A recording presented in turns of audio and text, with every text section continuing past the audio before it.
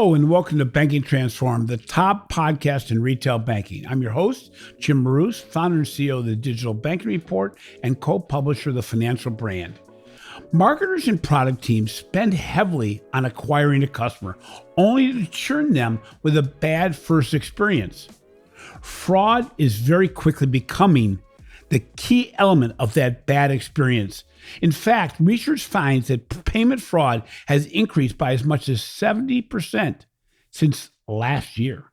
More than ever, we need a new way of looking at fraud prevention, one that deeply inspects user behaviors before, during, and after the time of purchase, helping move money fast and without risk, improving the overall customer outcome. I'm excited to have Simon Taylor and Soups Ranjan from Sardine on the Banking Transformed podcast. We discussed why security and risk management leaders need to focus on the ROI, false positive rates, and customer experience to protect the entire payment process. It was said by one of our guests today that faster payments actually opens the door to faster fraud. As the entire payments ecosystem is built around instant payments, consumers are increasingly vulnerable to social engineering attacks where they are convinced to buy something that they never wanted or never really arrives, or to invest in a scam. The holy grail is to be able to get ahead of the payments fraud while not negatively impacting customer experience. So Soups and Simon, thank you very much for being on the show today. Before we start, can you give us a little bit of a background about both of your careers up to this point, but also how Sardine was formed and a little bit about what your firm does? So I'll start with you, Simon. Yeah, so regular listeners will know the voice. Simon Taylor, I was one of the founders of 11FS, the boutique advisory firm in the UK, regularly blogging at FinTech Brain Food. But my career is, I worked in banking for 5 years for Barclays, and before that in the payments industry for 5 years, and pretty much did a tour of duty around every department, delivering every different type of financial product from the early days of mobile right through to faster payments in the UK, SEPA implementation, and quite a lot of experience working with all of the departments. So if you're an operator out there or you work in a bank, I've probably done something close to your job or worked with somebody in your team at some point in a past life. And now joining Sardine, was really about getting excited about the opportunity in front of faster payments around crypto, around the future. And I think Soups is really well placed to sort of tell that story about, who we are, and perhaps then everybody will see why I got so excited. So if you have an interesting background, do you want to share that a little bit, and then also what Sardine actually is focused on? So my background is, I have worked in cybersecurity, payment fraud, and ad click fraud pretty much for my entire career. I got into payment fraud about 7-8 years ago when I joined Coinbase to head their risk and data team. Was there for about 4 years. And then after that, I went to Revolut, the UK-based neobank, to head financial crime for them first, and then later to head crypto. I met my co-founders at Revolut, Adi and Zahid. Adi launched Revolut in the US, and we worked together to launch US crypto for Revolut. And Zahid was a product manager on my team. And Zahid's background is also a former fraud fighter. He has built fraud prevention detection for companies like PayPal and Uber in prior life. So we've assembled a team of folks who have built systems internally in their companies to fight fraud. And what we've done at Sardine is all under the theme of safer, faster payments. We have built a product suite where first product is all about fraud and compliance in one unified API. We service about 150 fintech and crypto exchanges, including Brex, FTX, Wealthsimple, Chippercash, etc., all of whom are using us to either detect fraud at account opening or detect fraud when money is moving into the account, like we call that account funding fraud, or finally to detect fraud, which we call issuing fraud as well, whenever you're swiping the card. So that's the first product. The second product that we've launched recently is our crypto on-ramp. So now you can use Sardine to purchase crypto on popular browsers like Brave or popular Web3 wallets like MetaMask. And if you really think about it, it's all under the theme of safer, faster payments, as I said earlier, right? So one of the most critical things when it comes to purchasing crypto is solving for fraud and compliance issues appropriately, which is why we got into this business of a crypto on ramp where you connect a bank account or connect your card, and we can give you much higher conversion rates and also deliver crypto into your wallet while taking on the fraud risk. And there's a third product which we just recently announced. We call it Risk Insights. That's all about closing the visibility gap between traditional finance, like banks, as well as new finance, which are fintech and crypto exchanges. As in, how do we share data from amongst both parties such that we can actually reduce fraud and increase conversion rates when you are purchasing crypto using a card, or when you are loading money into a wallet using ACH debits. And I can get into more depth later. Yeah, Simon, many times the fighting of fraud negatively impacts speed, simplicity, and ultimately the customer experience. How can firms address both these, both the fraud and customer experience at the same time? And I know that's what your solution does, but how does that happen? I mean, because it's all about that seamless integration while still staying ahead of what's going on in the fraud world. Several things blew my mind when I first met Soups. But the first thing was that he said he spent the first 2 years at Coinbase adding friction and the next 2 years removing it. And I think that the default motion for preventing fraud is to add friction. But actually, there's this thing called a false positive. And the false positive says that, hey, we've put in some friction to try and catch fraud, and we've stopped a consumer from making a transaction. But a good consumer may have just been trying to pay their grandma. They might have trying to deal with a bill. They might have been in crisis. There might have been something that was not normal for them. And what did you do as a financial institution? You just stopped them from living their life. You just stopped them from doing whatever it is that they were trying to do. And the false positives are often measured in ratios. So like when I first broke into the payments industry, 20 false positives to one actual case of fraud was kind of industry standard. We got that down to 10, we got that down to 5, and constantly compressing that is really, really important. The easiest way to kind of solve that, of course, is to just let all of the fraud happen. But then on the other side of that, now all of your customers are complaining that they got defrauded and they're blaming you and you have a reputational risk. And you've got this other kind of friction, which is starting to happen to some of the neobanks and de novo digital banks, which is suddenly their card stops working. Suddenly, I think there was a famous case where I think it was Chime cards no longer work with Hertz Rent-A-Car, and it happens to many others. I don't mean to pick on those guys, and I'm sure that they're working hard to resolve it. But the card just stops working. And what does that mean for your complaints? What does that mean for your customer experience? So you have to, it's almost, I'm thinking of the image of a judge, like the two sides of the law. You have to balance both sides of this equation. You have to get false positives down so that good customers can just transact freely, faster, safer. But you also, at the same time, have to ensure that you are preventing fraud. Otherwise, you end up in the industry's naughty lists, like the chargeback programs and everywhere else. And other banks, other big financial institutions will start blocking you. So there's friction on both sides. And I think that was the insight from Soups that was one of the many where I went, okay, if we want to make finance better, like the keystone, the middle, the thing we have to solve is risk and compliance and fraud. If we solve that, everything else starts to make sense. And I'm always looking for where can you have the most impact to consumers, to society, to the economy. And I believe that's in financial services, because if you change how money works, you change everything else. And within financial services, it's always risk, fraud, and compliance. That's the real superpower of fintech, to my mind, Jim. Well, it's interesting, Soups, when I think about what Simon just said, there are financial institutions that aren't even integrating with other providers because of their risk aversion.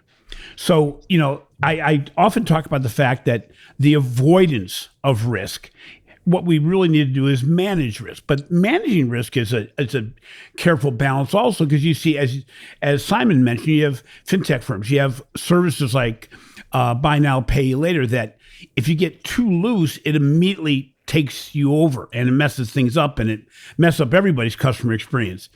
So really, the answer then is to build a solution that's much more effective without impacting the speed. Correct, Soups? Yeah, no, absolutely.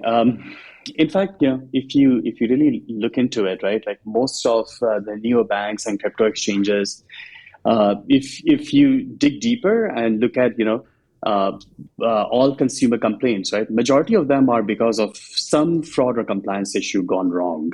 Right. It's either a false positive from a fraud point of view, or a KYC step gone wrong, etc. So oftentimes, fraud and compliance are at loggerheads with customer experience. However, we actually think it shouldn't be so. They end up being at loggerheads because most of the time when entrepreneurs are building the fintech app or they're building the crypto exchange, they don't put fraud and compliance front and center. It's always an afterthought. And then they have these quick knee-jerk reactions when a fraud event happens, and they add a lot of friction. But what we are trying to do is to change that status quo, and we're trying to get ahead of the curve here and let entrepreneurs know that, hey, that's not the right way of solving for it, because eventually you will pay a huge price in terms of poor customer experience. People will start preferring that other fintech app which does customer experience much better, because they solve for fraud and compliance issues head on. So to stay with you, Soups, one of the major dynamics with financial institutions is, as you said, they keep on adding levels to based on what's happened in the past. How do you convince a crypto firm, a fintech, or a traditional bank to rethink that whole risk avoidance function, to say, you've got to give this alternative a try, as opposed to this being just another layer? Yeah, no, absolutely. So the way we do it is, one of our observations was that people were not really relying on behavior data very much at the time of account opening or account funding to detect fraud. So that is the key observation we had, and that is the first product that we built. We call it device intelligence and behavior biometrics.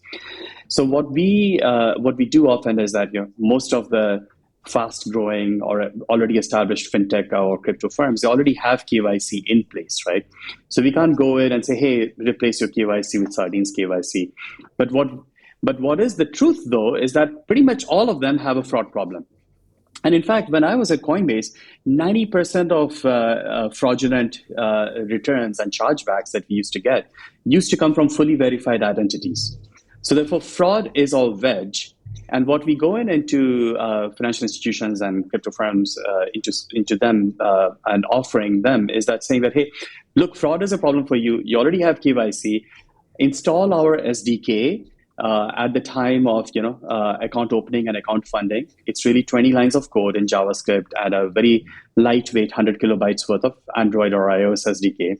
What this SDK does is it actually looks at users' innate intrinsic behavior, right? How do you type? How do you move the mouse? How do you swipe and scroll?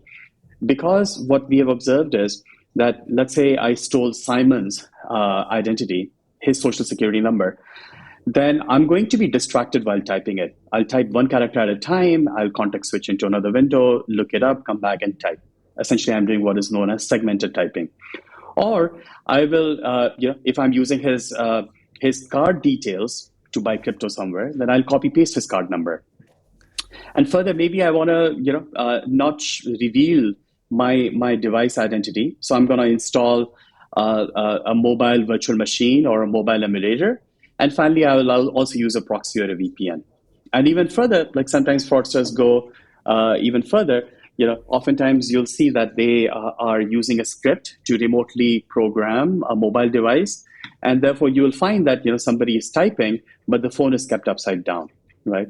So we collect all of this very, very rich and detailed data. And that is our true innovation, that we are able to collect all of this in real time, all this telemetry in real time, and do a heavy duty machine learning in real time and give you these signals, within a second to tell you whether, it is me using my own identity or I used Simon's identity or Simon's payment method. Yeah, Jim, if I could just say, like, how on earth do you type on the phone screen whilst the phone is upside down or on the floor? Like, it just makes no... So there are all of these things that you don't look at. I was speaking to one of the Sardine clients earlier who said, we thought when we built this company that we'd done compliance because we put in KYC checks. We didn't realize that most of the fraud was going to come from people who pass KYC. And that's because lots of identities are stolen. And you can trivially buy a stolen identity. It's very, very cheap, less than $100, if some cases 20. It's super cheap to buy a fake identity, a real identity that will work.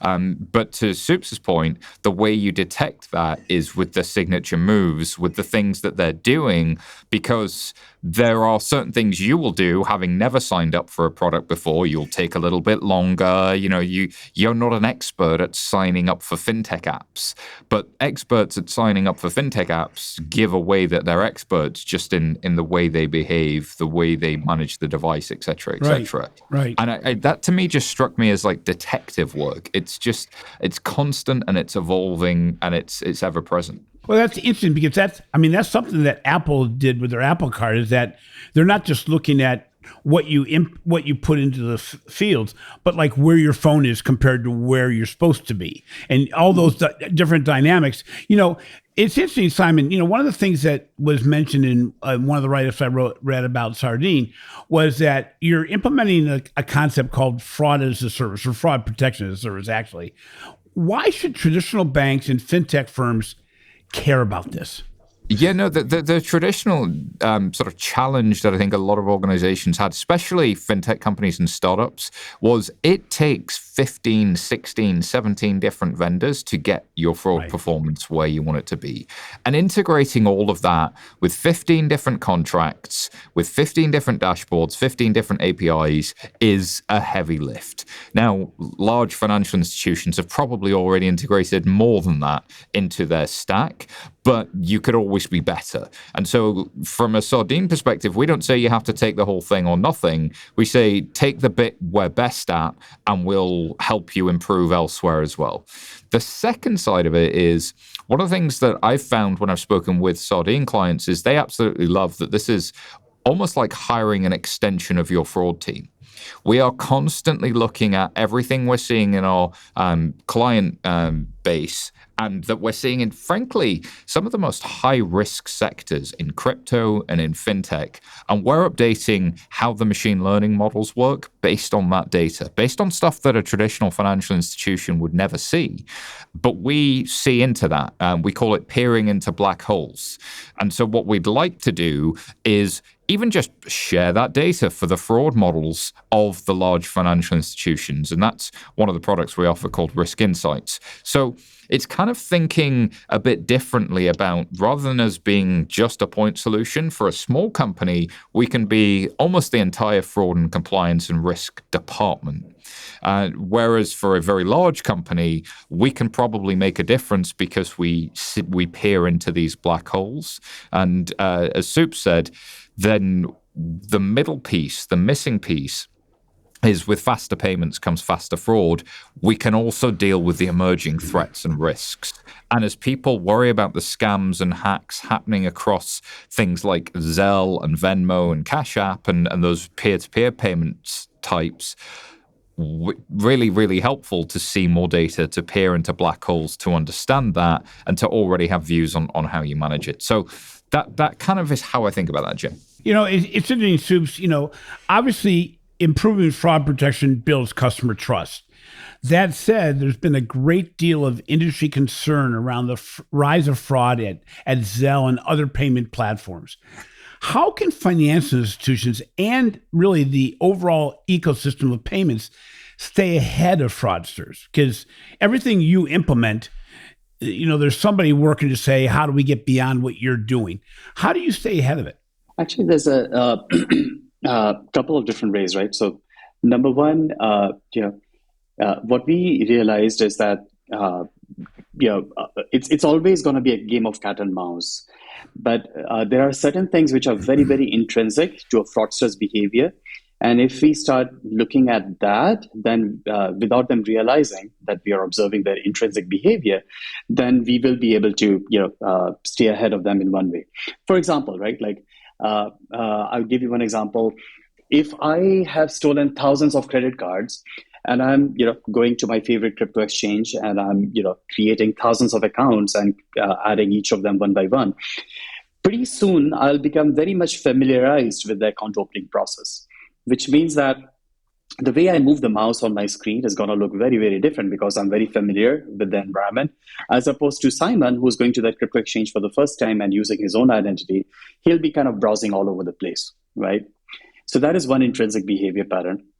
The second way, we think that we can stay ahead of the curve is by essentially building the largest data consortium, which is only about, loading money into a wallet.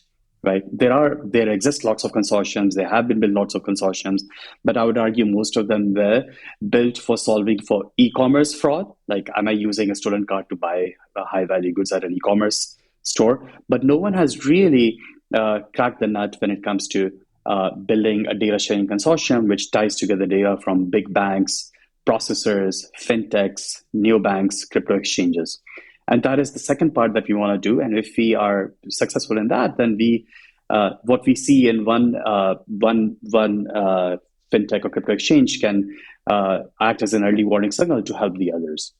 It's interesting, Simon. We talked about this offline, but for a good fraud solution is really not just a back office plug and play solution. It really has to be embedded in the entire organization, the culture, and in the way people do business overall. And that's true with anything, even outside of the fraud area. But I heard you worked with blockchain.com and you helped them actually implement a program and that they supported where both the fraud area and the payments team were actually the same team as they looked at fraud. Can you explain this a little bit? Actually, it's interesting you say that, Jim. We just published the case study. So hot off the presses on Sardine.ai, you'll find this case study where blockchain, as you say, crashed together their fraud and payments team. And you wonder, why would they do that? Well, it turns out you get lower fraud and you get better business results. And I think that's what a lot of listeners really, really care about. So take a business like blockchain.com, their lifeblood is conversion of the first wallet funding. Right. So a bit like the direct deposit is to a financial institution, the ability to move money, to confidently load money into that wallet is mission critical. If something goes wrong, the consumer has a bad experience and churns out and never becomes a customer or may never become a customer. And if something goes right, fantastic, but now it's got to continue to go right in the future, otherwise they may churn out. And from Sardine's own data across our client base, we find that wallet funding, as Soups put it, a coin toss. You have a 50% chance of being declined when you go to fund a wallet. Whereas with our clients, we can get that up to 94, 98% in some cases by changing the payment method and by understanding the infrastructure and managing the fraud. So that's nearly double the amount of customers walking through the door for a fintech company. And that's meaningful. I mean, if you can move that conversion rate up, that's hugely valuable. So blockchain said, since they've been partnering with Sardine and they sort of adopted this model, their conversion rate is up at least 10%, and they expect to see that continue to rise as they partner deeper with us. 10% more customers is very different to making a slight difference elsewhere in the stack. So really the case for deeply understanding fraud is kind of huge on the new revenue side, but they've also meaningfully reduced fraud in the process. And how did they do that? Well, they made one team, one set of priorities, one set of OKRs. And what they did is they removed that historically adversarial relationship where the payments team wants the fraud controls to be looser and the fraud team wants to put in more rules. And they worked together and said, how do we treat this less like a machete and more like a scalpel? How do we go find those good customers? To benefit both sides, obviously. To benefit both sides. Exactly right. And Simon, you've been on the road quite a bit. I know that. And you're meeting all these financial firms that obviously fraud protection is like mom and apple pie. It's all good. However, you're getting organizations that don't buy it. Don't buy it. Your solution is maybe don't buy the updated fraud products out there. What do you see as the biggest reason why organizations either say no or say, you know what, give me some time, not right now? What gets in the way of, when we have this often, when we interview companies and we say, geez, this sounds so logical that why would anybody say not right now? And it's more than just a money thing, but why would people say no? I can take that. Okay. Yeah. We like to say that, a lot of people think that fraud isn't a problem until it is the only problem, right? Yeah. And it only takes a second. Yeah, exactly. Like water always moves to the lowest ground, right? So it's the same thing, right? If you don't actually, take care of fraud, fraudsters are actually going to find you. They are very creative. We've seen like fintech apps, launch without any fraud protection on the App Store. And, they don't attract any good users, but they do attract a lot of fraudsters the moment they launch. Why? Because these guys are like, waiting. They're waiting for the next victim, right? Yep. So therefore, it will require like a change in behavior. But we think that, the tides are shifting. If you think about it, let's say 10, 15 years ago, I would argue that, security and the security industry was in similar boat as what fraud industry is today, right? Especially, financial institution fraud. Like, now you have CISOs, right? Pretty much every bank has a CISO, et cetera. Yep. And, security is also taught in schools and universities. But is fraud taught in schools and universities? No. How many people do you know who become a victim of fraud? Pretty much all of us can name someone, right? So it has to come from like this change all the way from education. And, we are all now carrying like our entire wealth in our pockets, right? Like in our mobile phone, right? Like all my banking, brokerage, crypto apps on my phone. If I lose it, I'm toast, right? So I'm pretty sure like the next generation, they're gonna be very, very conscious about fraud. They'll start asking the right questions. And that's one way you will get that sea change. And therefore, the smart and the savvy fintechs will quickly realize that they need to have a C-level exec, if they don't already have one, who is directly reporting to the CEO, who is in charge of fraud prevention, and whose job is all about finding the best-in-class fraud product so that they can really use fraud as a differentiator for the product, and therefore, in turn, have the best customer experience as well. And I think just to add to that, Jim, on the financial institution side, AML we shot right up the agenda in the past sort of 10, 15 years. And your chief risk officer tends to spend a lot of time focusing on that subject. But if you look at the headlines around some of the scams, Zelle and peer-to-peer payments apps like Venmo and others, those scams are headline news in the mainstream press. Right. And taking up so when that happens, that takes up mind share in the boardroom amongst the investors. It affects the share price. This becomes something that really meaningfully impacts not just the bottom line of the revenue coming through the door, but the actual long-term potential value and reputation risk of that financial institution. And unless you can start to really meaningfully understand, where are the threats in faster payments and faster fraud, then you are going to be left out in the lurch and dealing with all of these challenges. And I know a lot of financial institutions are wrestling with that today, and a lot of them have sophisticated fraud controls and fraud teams, many providers and vendors in there, but we can all do better. And to Supas's point earlier, part of that is peering into the black hole. Part of that is understanding what's out there and what you could see in some of those high-risk sectors and what you can learn about the faster payments that are already happening with folks like Sardine and its clients who, are able to start sharing some of that data. So, to the question, why would somebody say no? I think on the financial institution side, it's, well, we already take this seriously. But do you realize this hurts over here? There's this peering into the black holes problem. Oh, yeah, no, we hadn't thought of that. How do you solve it? Or, yes, that's been bugging us for a while. What can we do about it? And Soups did a great panel in FinTech DevCon in Denver a couple of months back, where we got Shamir Karkul from formerly of Simple, now Sela. We got folks from Alloy and elsewhere.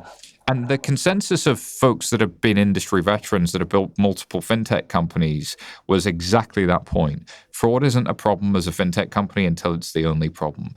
And we convince ourselves that having a KYC process prevents fraud. It does not. Most of the fraud will come from properly verified customers. So whether it's scams that are this itch that you can't scratch, this problem that just won't go away as a financial institution, or whether it's you're about to drive off a cliff and lose a load of money and end up in this thing called a chargeback program, but don't worry, we can help. It really depends on who the buyer is and what's most problematic for them. Soups, on that same subject, or a little alternative to that subject, in talking to a lot of solution providers, a lot of solution providers have great solutions, but when they start to implement it at a financial institution, at a partner, the partner says, well, I like everything you got, but I want to do this and this the way I used to do it. And it really undermines the strength of your platform. What are the areas that financial institutions, fintech firms, crypto companies, anybody you work with, what is an area, as an example, where somebody says, well, I liked everything you've done, but this is the one thing I want to change, but it really negatively impacts the effectiveness of Sardine? Yeah, that is indeed true. A lot of times they would say, I don't want to embed your SDK in my app, or that I don't want to, use your device behavior signals. Then it's really just a matter of understanding where that challenge from their point of view is coming from. Right. And we have actually been pretty successful. So pretty much every one of our customers is required to actually embed our SDK in their app or in the front end on the website, right? And oftentimes the challenge when we dig deeper, the challenge from their point of view comes from, hey, you're going to increase the size of our app. The answer to that is that it's only 100 kilobytes. The second rebuttal comes from, hey, are you going to ask for permissions that we don't want to ask our consumers for? And we've already thought about that as well. We actually don't ask for any other permissions beyond what you usually give in your app, right? So, and then, the final challenge usually comes from, hey, it'll take my engineers a lot of time to integrate it. And then we've had customers who have integrated our JavaScript SDK in 1 hour. It's that simple. And we've had customers who have integrated our mobile SDKs on Android or iOS and published it on the app stores and gotten it reviewed and approved in a week, right? So once we worked through all those, we've had 100% success rate, because we wouldn't be able to service them if they don't embed our SDK. So, Simon, one thing that's happened recently is your firm's gotten a lot of really strong investments from venture capital firms at a time when actually the industry for venture capital has softened quite a bit. Alloy Labs, also a smaller firm that represents smaller organizations, has also invested in your solution for their consortium of smaller banks. How quickly can a fintech firm or a traditional financial institution actually implement your solution? I mean, extremely quickly. I don't know what the record is, Soups, but it's 20 lines of code and go. We've had folks, I think, in less than a week from initial contact to live. That's quite common for very small companies and kind of the modern nature of technology. But a financial institution, we can go faster than you guys can. The question really is, what's your procurement process and where do we fit? So ultimately, where do we fit will depend where it hurts. And the answer to that will be different for everybody. At that point, we become more like a personal trainer, sort of trying to understand the organization in front of us and how they get better. And ultimately, Soup said it, we believe in safer, faster payments. Money's better when it moves faster. Merchants get paid sooner. They can hire staff quicker. Consumers can deal with emergencies. They can get the direct deposit sooner. sooner. That's all fantastic, but it just creates a much more of a fraud risk. So if we want that social outcome, if we want the increased revenues, then we have to figure out fraud first. And that's sort of the middle of everything. And I think what's happened is as fintech companies have started to focus more on the cost line item, suddenly the realization that they were losing a lot of money to fraud might have kicked in, but also that realization that, if somebody can't load their wallet, if they are having a conversion issue, that's going to impact the amount somebody can spend on a day-to-day basis. So, the timing for Sardine is fantastic on that front. And then the timing in terms of, sort of the faster payments coming in with FedNow, with Zelle, with the increased use of Venmo and Cash App. Venmo just went live with Amazon, for instance. Right. These are payments mechanisms that are becoming the default. And so, it's really, really good from that perspective. And internationally, Soups has worked at Revolut. I've worked in the UK for some time. We have quite a great deal of experience dealing with faster payments as the default and some of the challenges that come with that. So, Soups, what do you see as the major fraud trends that you see in the future, and how can financial institutions continue to protect themselves? I mean, what do you see in the future as being the biggest challenges, I guess? Yeah, I would say a couple of things, right? So first one is card fraud, and the second one is APP, or authorized push payment fraud, right? So card fraud, since Jim, a lot of your listeners are probably from the traditional finance, which is banking side. One thing that we have realized is that when people are using cards to buy crypto at a crypto firm, or when they're using their debit card to load money into a neobank wallet, the conversion rate is actually pretty poor, right? It's anywhere in the range of 60 to 70%. So I would argue that the other 30 to 40% are not really fraudsters, right? Maybe, only like a slight sliver of them are actually fraudsters. Mm-hmm. But that then means that all the banks which are issuing cards, they're actually leaving money on the table, and a significant amount of money on the table, right? Crypto is now, an industry which can definitely, even in the crypto venture, it's not something that can be ignored, right? And we dug deeper, and we realized that the reason why issuing banks are not able to differentiate, not able to have a high enough conversion rate is because perhaps their fraud algorithms don't have the level of data that they really should, right. Which is why they think that anybody loading money into a wallet or buying crypto gets tagged with a high MCC, high risk MCC code or merchant category code, and therefore anytime they see this MCC, then they just flag it, right? So it's as good as a random coin toss. What we would like to do though is we actually are now plugged in to most of the top crypto exchanges and crypto firms and the neobanks.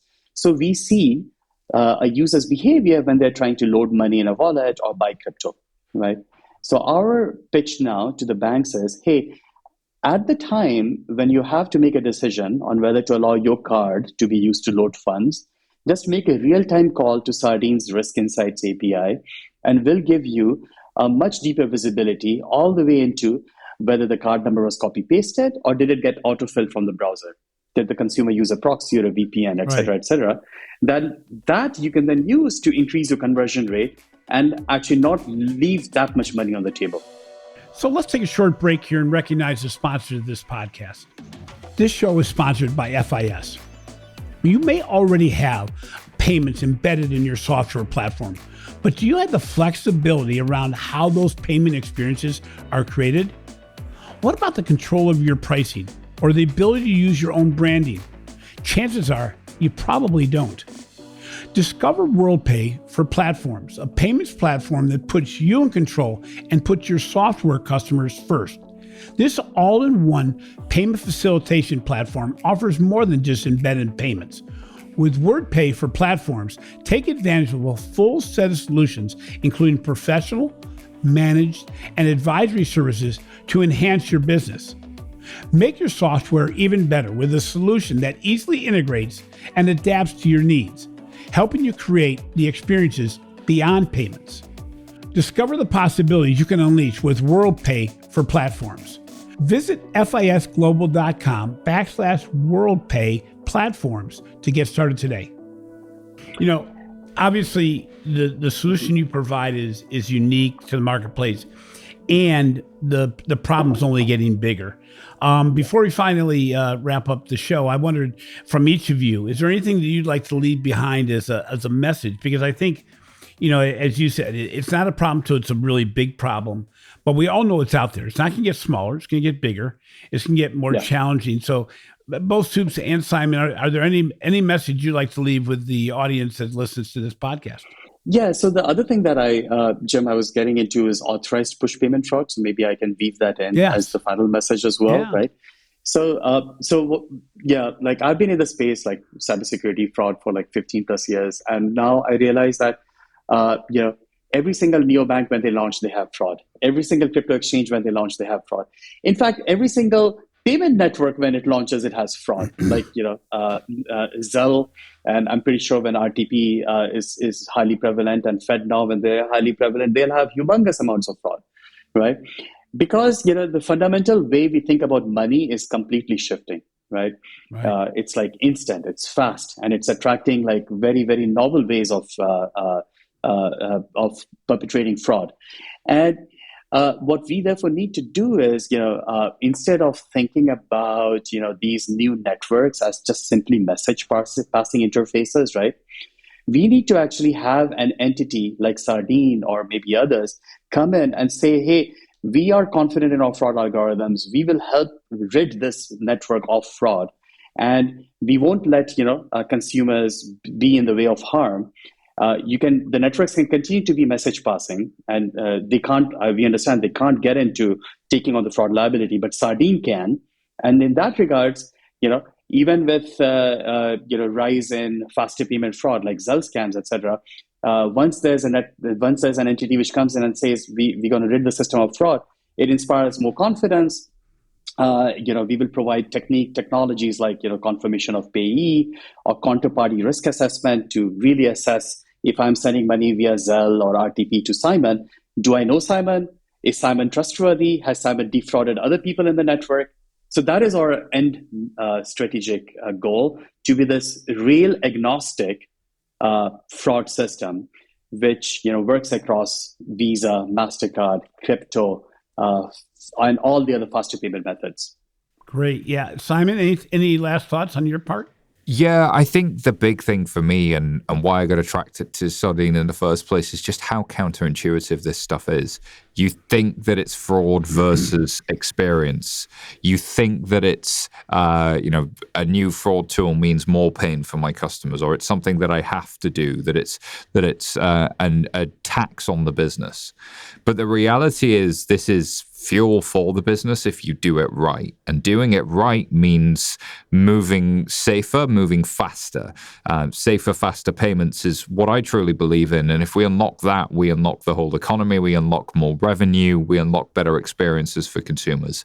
So, get in touch, drop us a line, say hello at sardine.ai and check out our website. And I'd love to speak to any listener that's curious about what are the things that we could all do to make the industry better? Because frankly, it bothers me that the elderly are targeted. It bothers me that people are losing their entire 401k and life savings. It bothers me that this is normal and becoming more normal. In the past, in 2021, scams targeting the elderly in particular were up more than 70%, according to the FTC. As we go into digital, as we go into faster payments, we're creating all of these social issues and all of these customer issues that first show up as complaints. They don't show up as a fraud problem. But one of my pieces I'm working on at the moment is called "We Don't Have a Fraud Problem." Because so many people walk around believing they don't have a fraud problem, and then they implement something like Sardine and go, "Oh wait, this is incredible. We're getting less complaints. We're seeing higher conversion," and that's not what you expect. It just doesn't make sense. It's like gravity going backwards. How is this possible? Well, really, it's because that when it comes right down to it, risk, fraud, and compliance are financial services. Everything is risk. Well, it's Simon, on the alternative side of that same coin of somebody saying we don't have a problem. It's for the consumer or the merchant to believe that everything is a problem.